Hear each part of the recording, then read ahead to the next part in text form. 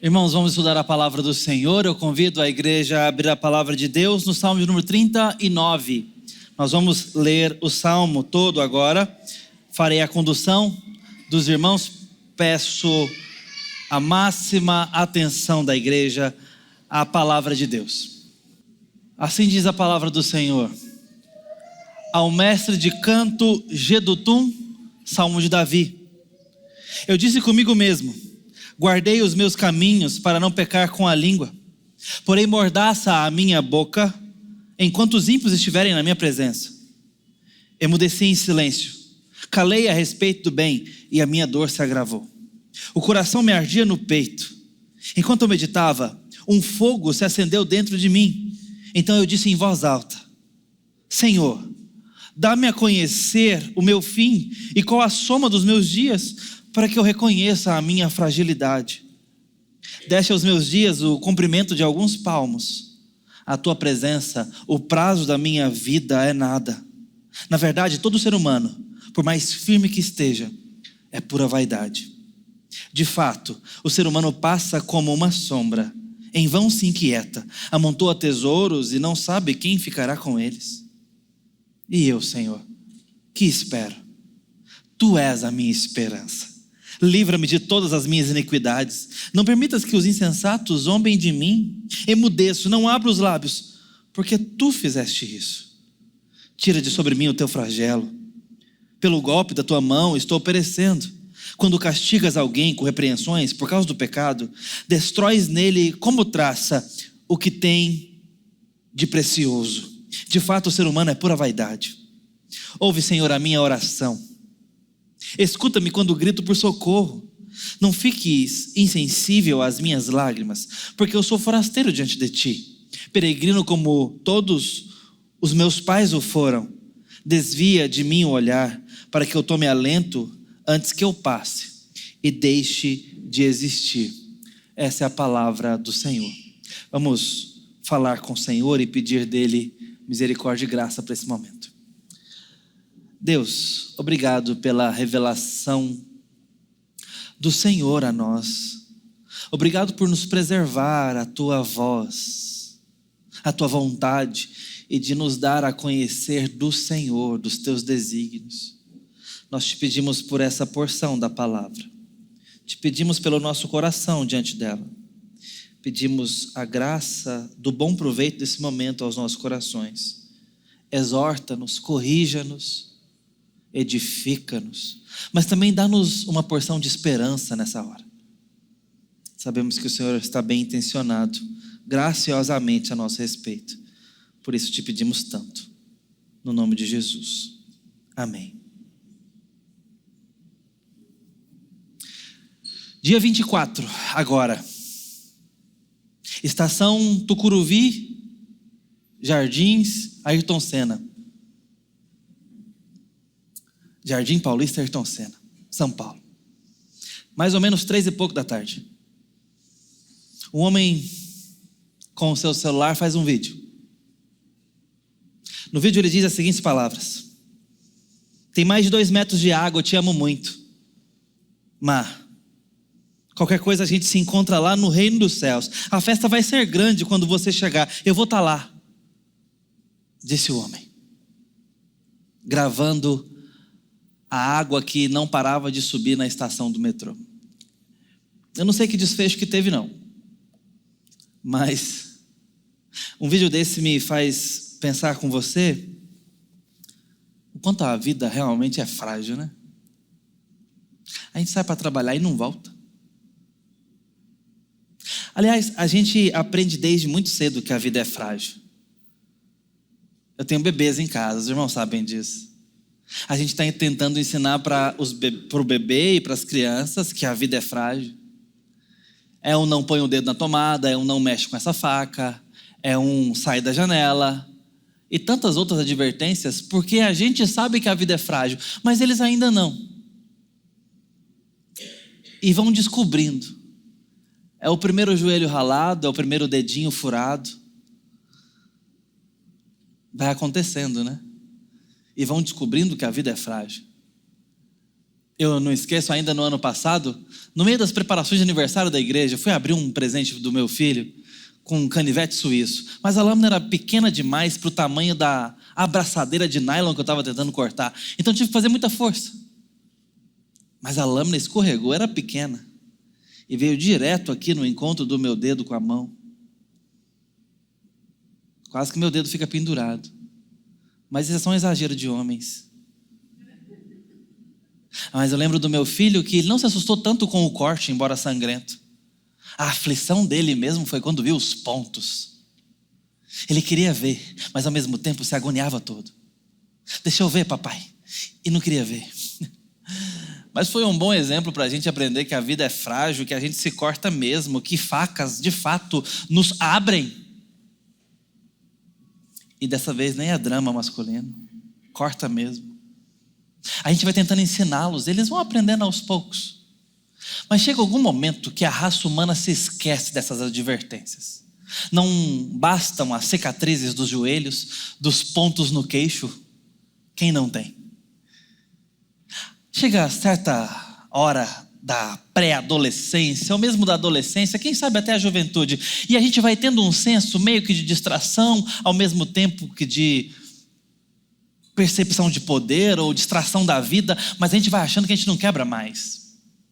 A gente vai começando a perceber que morte é uma coisa para os outros, não para mim. Isso é uma coisa de números da televisão, é uma coisa de acontece em hospitais, mas é uma coisa lá, não cá. Adolescentes não tendem a pensar que a vida pode ser mais curta do que parece. Jovens tendem a pensar que um dia ficarão velhos. Não é verdade? A gente se esquece que a vida é frágil, por mais que tentaram nos alertar desde cedo. E a gente vai preocupando com coisas longínquas, como se tivesse garantido de fato que chegaríamos lá. Embora Tiago já nos advertisse, não fica nem presunçoso demais pensando que amanhã faremos tal coisa, ou chegaremos ali, ou acolá. Não é bem assim. Não temos tal poder ou garantia.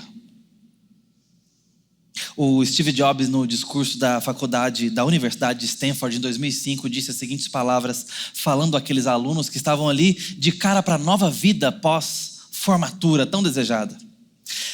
Lembrar que estarei morto em breve é a ferramenta mais importante que já encontrei para me ajudar a tomar grandes decisões, porque quase tudo, expectativas externas, orgulho, medo de passar vergonha ou de falhar, caem diante da morte, deixando apenas o que é o mais importante.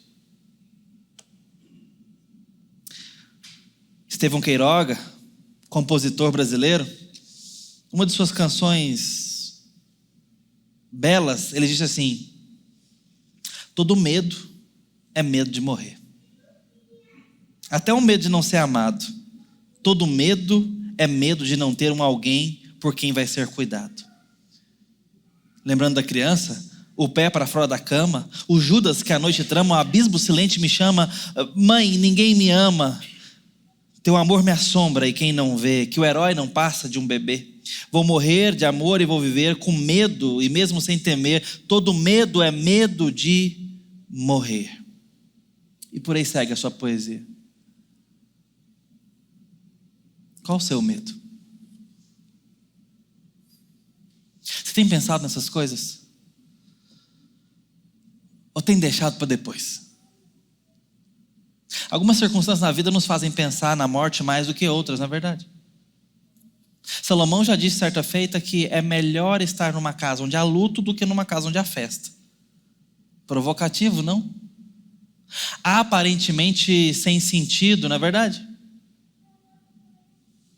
Mas quanto mais caminhamos pela sabedoria bíblica, onde o tempo, os dias, as escolhas, a lida cotidiana precisa ser peneirada, remida, contada com cuidado e zelo, vai nos mostrando que é verdade.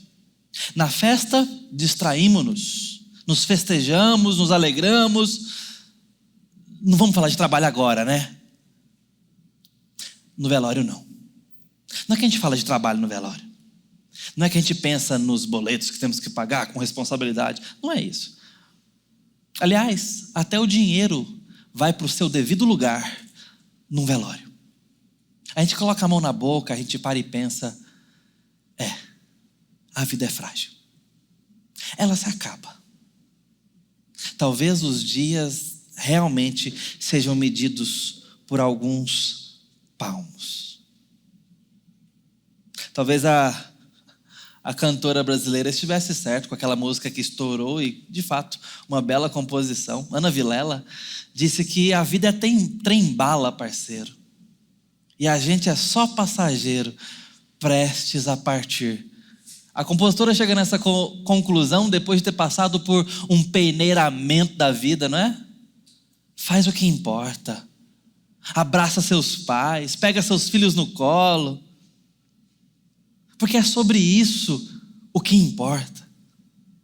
Não é sobre chegar no topo do mundo. Se você chega sozinho. Composição bela, ela também nos lembra isso. A vida passa. Mas a gente se esquece. A gente anda distraído.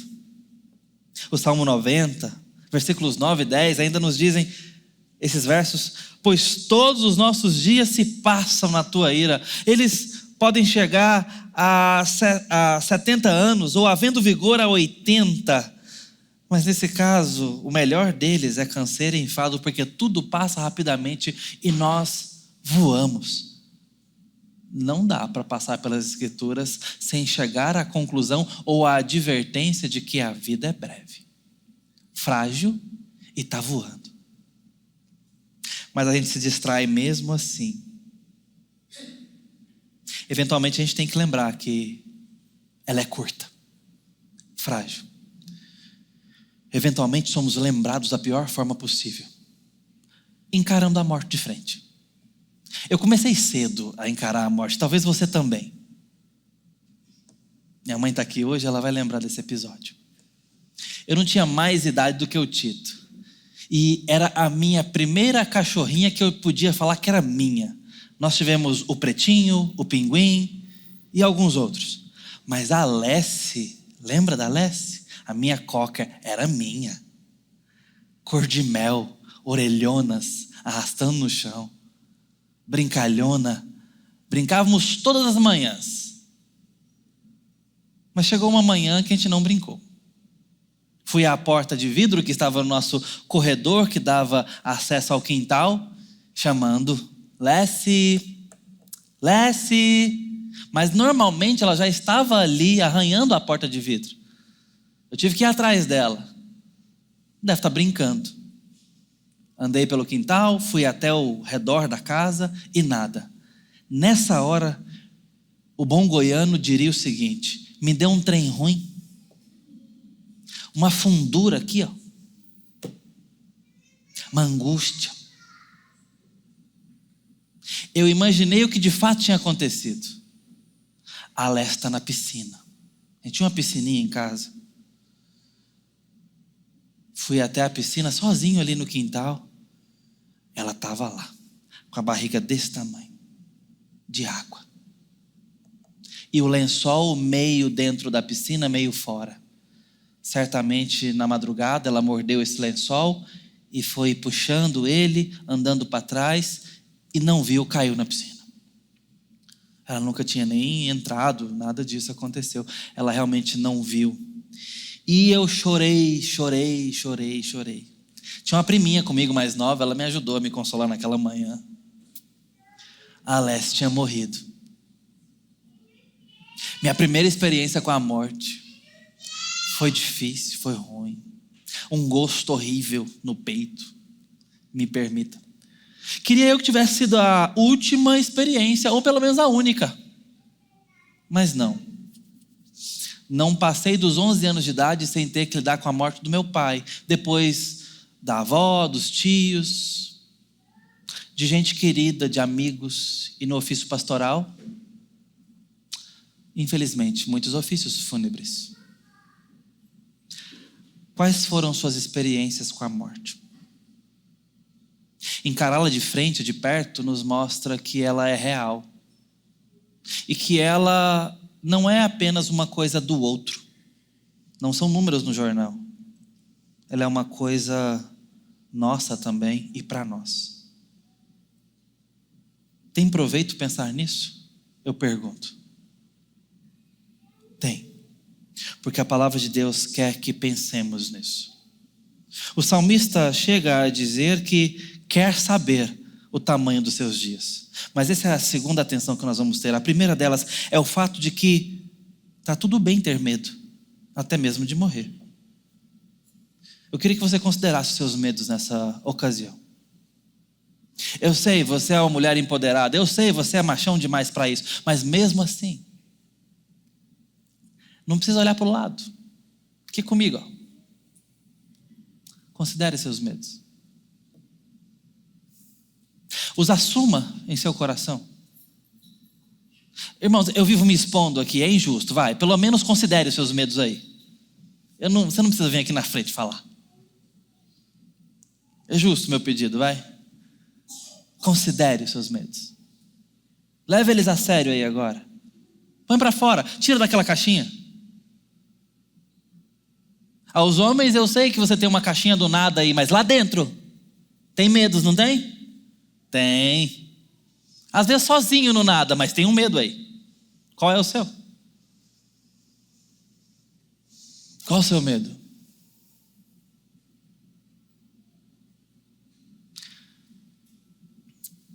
Eu tenho muitos medos. E a morte é uma delas, é um deles. Mas não com medo do pós-morte. E é um medo irracional, não muito pensado, não muito calculado. Mas eu percebo, ele está lá. Talvez eu tenha medo de conviver pouco com os meus filhos. É eu me lendo, eu comigo mesmo. Eu estou fazendo o que eu estou pedindo para você fazer, tá? Estou ilustrando. Se eu for honesto comigo, eu vou me perceber tendo medo de pouca convivência com os meus filhos. Talvez porque eu convivi pouco com meu pai, talvez seja. Talvez tenham ficado partes quebradas em mim, que me fazem temer ainda. Local esse do coração que eu preciso ser pastoreado pelo Senhor todos os dias. E nele encontro refúgio. Quais são os seus? Considere-os. Pastor Emílio Garófalo Neto, comentando sobre essa passagem de Davi, ele disse que pensar sobre a morte nos faz levar o coração amedrontado à presença de Deus. E eu quero pegar carona para dizer, você pode levar o seu coração para o Senhor. Você pode falar qualquer coisa para o Senhor. Você pode conversar isso aí que você tem, às vezes, insegurança ou vergonha de falar com as pessoas da sua família, com seu cônjuge. Mas você pode falar isso com o Senhor. Você pode se abrir diante dele. Davi está dizendo exatamente isso, que ele, punido pelo Senhor, castigado pelo Senhor, ele, num momento, se calou a respeito do bem e foi punido. E num segundo momento ele percebe que precisa ficar calado diante do ímpio. Porque ele sabe que o Senhor é quem está pesando a mão e ele não quer dar maus testemunhos porque ele já entendeu. Se eu abrir a boca agora, eu vou falar mal de Deus. Porque eu estou machucado, eu estou ferido. Emudeci em silêncio, calei a respeito do bem e a minha dor se agravou. Ardia um fogo, no meu peito enquanto eu meditava. Mas ele vai falar com o Senhor no restante do salmo. Ele está falando com o Senhor. Ele está levando para o Senhor. Ele está levando a sua questão que ele não pode abrir diante do ímpio. Ele está abrindo para o Senhor. Senhor, isso me acovarda, mas eu posso conversar com o Senhor sobre isso. Irmãos, líderes, tem muita coisa que eles não podem expor. Tem muitas fraquezas que não cabe bem. Mas que bom que líderes têm o Senhor. Que bom que presbíteros têm o Senhor com quem conversar. Que bom que pais que não podem mostrar os seus medos e fraquezas para os seus filhos têm Deus com quem conversar. Porque para Deus você não precisa fazer pose. Com Deus você não precisa se fazer. Você tem que se despir e realmente mostrar o que está lá dentro. A gente não engana o Senhor. Quanto mais cedo formos honestos com Ele, melhor será para o nosso coração. E essa questão de ter o fórum certo para conversar é tão importante. Você lembra de João, lá na segunda carta, capítulo 1, versículo 12, ele fala assim: olha, eu tenho tanta coisa para falar para vocês, mas eu não quero falar com papel e tinta. Eu quero voltar e falar isso face a face com vocês. Porque tem coisa que a gente só pode falar pessoalmente mesmo. Eu sei que você não gosta de uma mensagem dessa, mas às vezes precisa. Precisamos conversar. Que terrível mensagem dessa, não é não? Mas é porque tem coisa que não dá para ser nem por áudio, irmãos. Tem coisa que a gente precisa olhar no olho. Tem coisas que não dá para conversar com estranhos. Tem coisas que só serve um amigo muito chegado. Tem coisas que só serve gente da nossa família. Tem coisa que só serve o cônjuge. Tem coisas que só servem o Senhor Deus. Tem coisas que a gente só fala para Deus. E sabe qual é a melhor notícia? Deus sempre ouve. Deus sempre vai nos ouvir. Você pode falar com o Senhor qualquer coisa. E eu estou te encorajando a levar os seus medos para Deus. A outra utilidade, além de saber que podemos conversar com o Senhor e ter medo mais diante dele, é que a gente reconhece que não temos todo o tempo do mundo. Reconhece que a vida é breve. Reconhece que de fato tem limites e que nós somos limitados e frágeis. Davi, agora, perceba que nos versos 4 a 6, ele foca no fato de que ele precisa reconhecer. Ele está achando que é útil reconhecer que ele é frágil, que ele se quebra, que ele é limitado. Então ele faz um pedido para o Senhor, um pedido muito ousado. Senhor, me dá a conhecer o fim da minha vida. Deixa eu saber quanto tempo eu tenho. Talvez você já ouviu falar do ex-pastor Rubem Alves. Rubem Alves não é um exemplo de ministério para nós hoje, já foi pastor presbiteriano, mas ele praticamente deixou a fé. Mas tem um episódio dele que eu queria relembrar com os irmãos. Sempre muito perspicaz, muito inteligente, muito profícuo. Ele foi questionado, ou isso é fictício, o importante é a lição. Senhor, quantos anos o senhor tem? Ao que ele teria respondido: boa pergunta, não sei não. Eu sei que dos anos que tenho já gastei 62.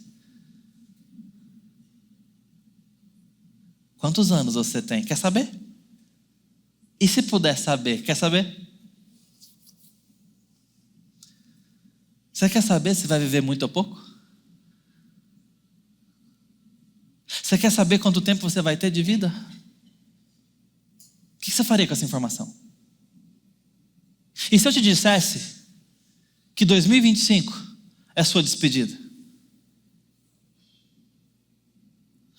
O homem do metrô que eu mencionei, ao gravar o seu vídeo, a via que ele toma é, em primeiro lugar, dizer: me desculpa. E a pessoa com quem ele quis falar foi a mulher. Eu mencionei isso para vocês. Pastores têm que lidar com muitos velórios, muitas despedidas, normal. Médicos também fazem bastante isso, enfermeiros. A gente lida muito com isso, não é verdade?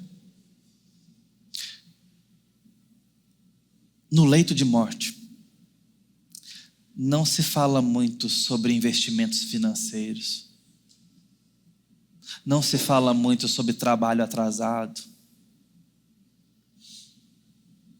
financiamento imobiliário, o sonho de uma casa nova, de trocar um carro. São todas coisas que nos movem bastante, não é? Ocupam bastante da nossa energia. Trabalho, aquisições, nossos sonhos materiais.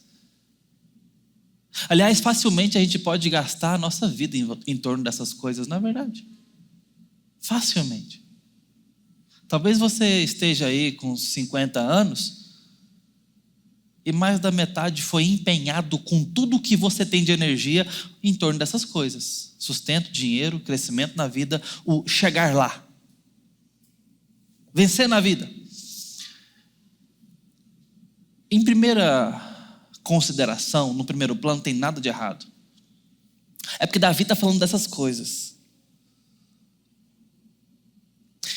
Você está correndo atrás de coisas e bens, e a vida passa, e você nem sabe quem vai ficar com suas coisas. Alguém já teria dito na sabedoria popular: caixão não tem gaveta. Bom, a gente escuta muito no leito da morte, é sobre arrependimentos, de não ter estado mais com pessoas. Nossos arrependimentos, nossos lamentos têm muito a ver com gente. E se você soubesse que tem pouco tempo, o que mudaria no seu planejamento? Mudaria, eu tenho certeza que mudaria. De 99 para 1 aqui, num 100%. Nós mudaríamos a nossa agenda se eu te falasse: olha, só mais 6 meses de vida. Mudaria ou não mudaria? Fala a verdade. Alguma coisa mudaria. Alguns planos seriam completamente descartados. Alguns planos seriam modificados. Outras coisas seriam intensificadas como prioridade. Mas a sua agenda sofreria um impacto tremendo. É ou não é? Tem alguns filmes e contos e livros que falam sobre a bucket list, que é a lista de coisas que eu quero fazer antes de morrer. Tem um filme justamente com esse título muito bom para você assistir, de 2 idosos que estão ali fazendo a sua lista de despedida, e eles vão atrás das últimas aventuras, porque eu não posso morrer sem isso aqui. É interessante aonde a coisa chega, porque tem a ver com isso. Peneira, para ficar o que importa e colocarmos mais vida, mais vigor, mais energia no que mais importa. Davi está pedindo: dá-me a conhecer o fim dos meus dias, a soma deles, para que eu reconheça a minha fragilidade. Eu preciso saber que eu sou frágil, porque a nossa tentação é a mesma de Davi, é de que nós somos indestrutíveis, e a gente se distrai e vai e pensa que não morre e que ninguém morre, e a gente depois tem arrependimentos porque andou distraído demais e não priorizou o prioritário, e não valorizou o essencial, o imprescindível, porque estava afogado em coisas importantes. Deste aos meus dias o comprimento de alguns palmos. A vida pode ser encarada como que medida por palmos, irmãos. Davi está dizendo isso. Ela pode ser encarada como medida de palmos, porque na presença dele a nossa vida é nada. Na verdade, todo ser humano, por mais firme que esteja, é pura vaidade. Palavra maravilhosa que é um rebel, que tem a ver com fumaça ou com ar. Uma das melhores analogias que a gente tem para a vaidade lá do Eclesiastes é a bolha de sabão, mas a ideia é a intangibilidade disso, porque é frágil. Você encosta, estoura, ou mesmo a fumaça, você não agarra, você não segura. E assim a vida é comparada na sabedoria hebraica como algo que se desfaz facilmente. Por mais firme que estejamos, não garantimos nada. Diante de Deus, é nada. Passa. O que fazer então? O que fazer diante disso? Não adianta perguntar para Deus igual Davi fez, não. Deus insiste em não nos falar. Mas a Bíblia tem nos insistido. Saiba que é pouco. Saiba que é pouco, que é frágil. Você não passa pela sabedoria bíblica sem pensar que nós voamos, porque a vida passa rapidamente. Por isso, e eis o que devemos fazer: ensina-nos, Senhor, a contar os nossos dias, para que alcancemos coração sábio. Por isso que diante da vaidade da vida que passa, o pregador de Eclesiastes chega à seguinte conclusão: dá-me temor ao seu nome nos dias da minha vida e me ajude a buscá-lo enquanto eu tenho vigor. Na juventude, antes que venham os maus dias. Mas o salmista não para por aí. Ele vai para diante de Deus. Ele entende que é útil lembrar que a vida é curta. Mas ele encontra esperança. O verso 7 tem uma revolução. E eu, Senhor, então o que eu espero diante disso? Tu és a minha esperança, livra-me de todas as minhas iniquidades. Não permita que o insensato zombe de mim, emudeço, eu não abro os lábios, porque eu sei que é o Senhor quem está fazendo isso. Mas tira de mim o teu flagelo, tira de mim o golpe da sua mão, tira de mim o seu castigo. Davi está pedindo alívio debaixo da mão de Deus, porque nessa vida breve, ser castigado por Deus torna tudo mais difícil. Embora muito proveitoso, é difícil. Se você é um bom pai, uma boa mãe, você já teve momentos de repreensão nos seus filhos. E eu tenho certeza que tanto ele quanto você não degustou aquele momento como algo prazeroso. É terrível. A gente tem que parar tudo para se concentrar num problema. Não é para ter um momento de deleite com seu filho, de diversão. Não, é problema. Talvez você está chateado com o que acabou de acontecer. Talvez você está machucado, inclusive, ou frustrado, porque é a milésima vez que você tem que tratar aquilo. E você agora tem que honrar a sua palavra, porque falou que ele ficaria de castigo, que ele seria repreendido. Aquele momento é um momento terrível para todos nós. Pai e filho. E para ele? Completamente amargo. Não é verdade? Davi está dizendo, quando Deus pesa a mão, é muito pior do que a repreensão de nossos pais, ou de nós, os pais. É muito pior. Mas Deus disciplina e repreende a quantos ama. Essa repreensão que Davi está pedindo para ser aliviado, não é para os ímpios. Se você está me ouvindo aqui hoje e ainda não teme a Jesus e o tem como seu Salvador e nele crê, fique tranquilo, essa repreensão não é para você. Deus não vai te castigar com correções. Ele vai te castigar com juízo eterno quando você morrer. É diferente. Mas desse castigo, aqueles que creem nele estão livres. É escolher. Só escolher? Só. Basta crer. Ele não rejeitará ninguém que for a ele. Agora, a boa notícia é que mesmo esse castigo é proveitoso, porque é para nossa exortação e correção em amor.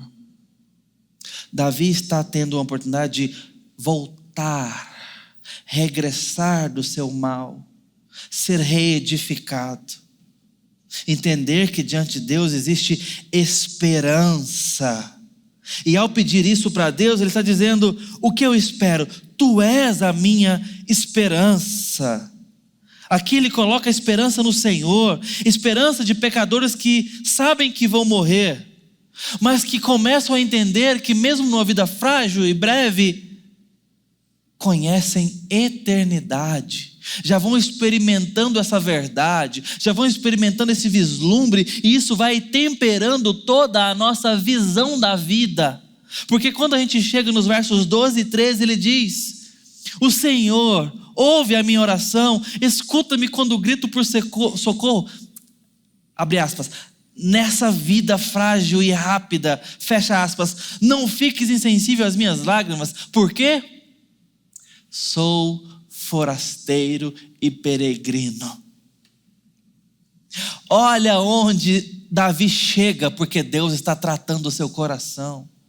Ele entende a coisa que mais dará luz nas nossas tempestades, o fato, a verdade de que nós estamos caminhando de passagem para algo permanente, onde a morte não alcança.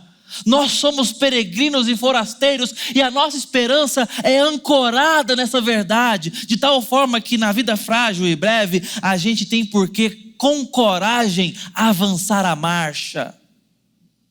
Mesmo que tenhamos que enfrentar a morte, mesmo que tenhamos que nos despedir momentaneamente dos nossos, mesmo que a vida seja dura, mesmo que águas nos cubram no metrô, numa segunda-feira de trabalho, mesmo que as pessoas vão embora cedo demais, mesmo que a gente fique quebrado, precisamos lembrar que a esperança que nos foi desenhada é uma esperança que fala de eternidade, de algo que não acaba, de algo que não é passageiro. Nós estamos de passagem pela peregrinação frágil da vida, mas Jesus é a resposta da permanência, da estabilidade, da esperança de quem espera no Senhor. Mortais podem esperar por imortalidade, se no Senhor. Gente com medo pode esperar no Senhor pelo fim do medo, pelo fim do fim, pela morte da morte, por eternidade, por novos céus, nova terra. Essa é a esperança dos forasteiros e dos peregrinos que estão em Cristo. Esta pode ser a nossa esperança. Você crê nisso? Crê em Cristo Jesus para isso? Então, leva os seus medos diante dele. Traz os seus cacos diante dele, está tudo bem. Ele vai te dar esperança na brevidade da sua vida.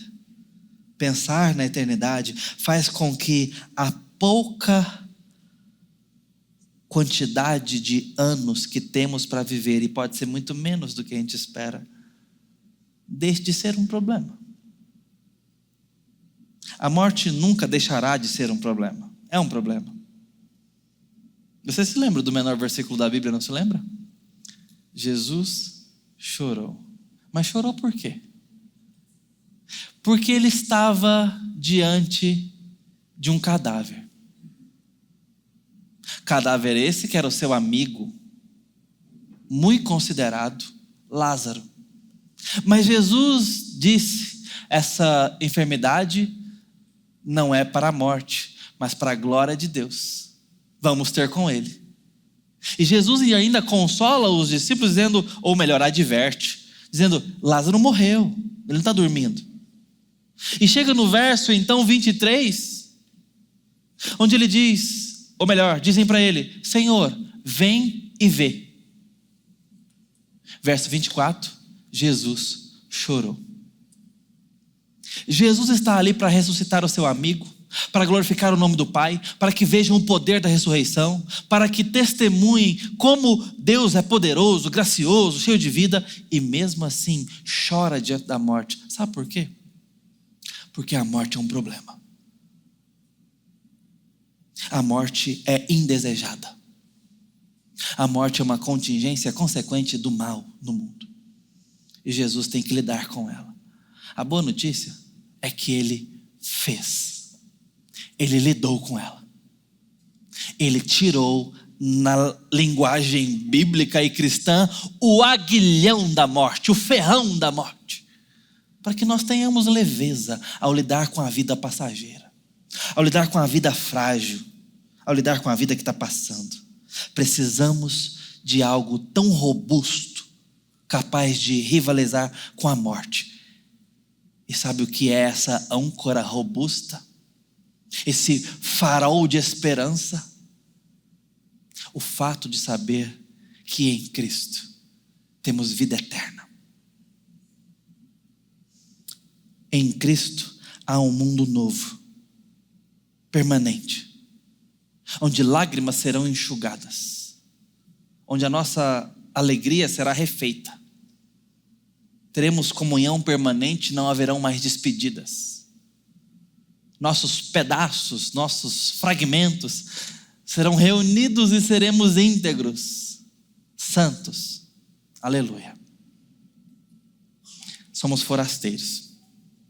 E isso nos cai muito bem numa vida passageira como a nossa. Que Deus abençoe você nos seus medos. Fale com Ele. Tenha esperança nele. Console outros, você sabe da verdade. Vamos orar. Deus bendito, amado,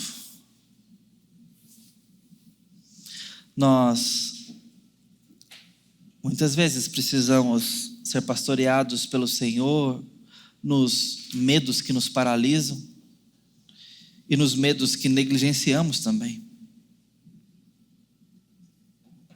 Eu te peço perdão, ó Deus, por tanto me distrair, por tanto que negligencio o fato de que a vida é breve, o fato de que os dias são rápidos e curtos.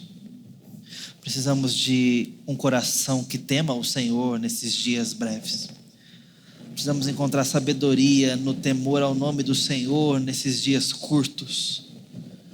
Precisamos, ó Deus, da vida pastoreada diante do Senhor. Ouça a nossa oração. Nos atenda quando clamarmos em nome de Jesus. Assim te pedimos, ó Deus. No nome santo de Jesus. Amém.